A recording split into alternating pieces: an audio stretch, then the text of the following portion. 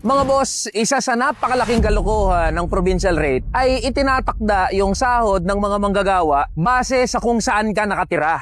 O ngayon mga boss, nandito naman tayo sa border ng Valenzuela City at ng Maykawayan, Bulacan. Ipapakita ko sa inyo kung gaano ka-absurd o gaano kalaking kalokohan yung provincial rate na yan. Etong side ng tulay kung saan ako nakatayo, Valenzuela City to. Ang minimum wage dito, 695 pesos. Pag tumawid ako dyan, mag-iiba na ang minimum wage. Papakita ko sa inyo.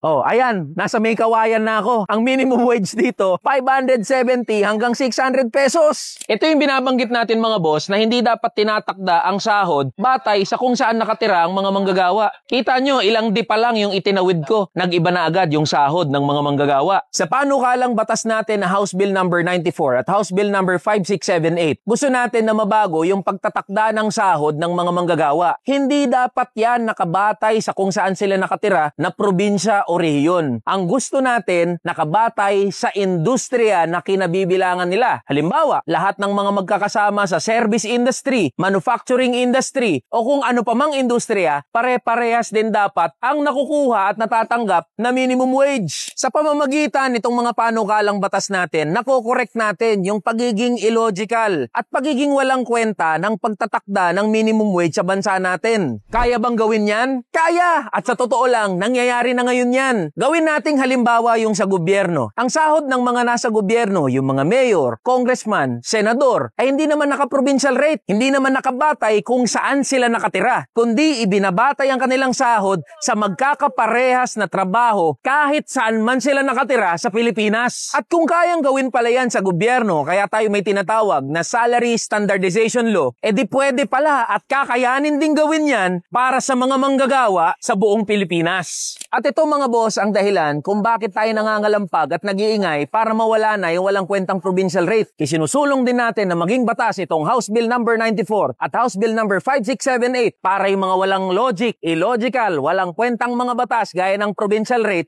maituwid na at hindi na itatakda ang sahod ng mga manggagawa base sa tulay, sa border o lugar kung saan nakatira ang mga manggagawa. Laban lang tayo mga boss!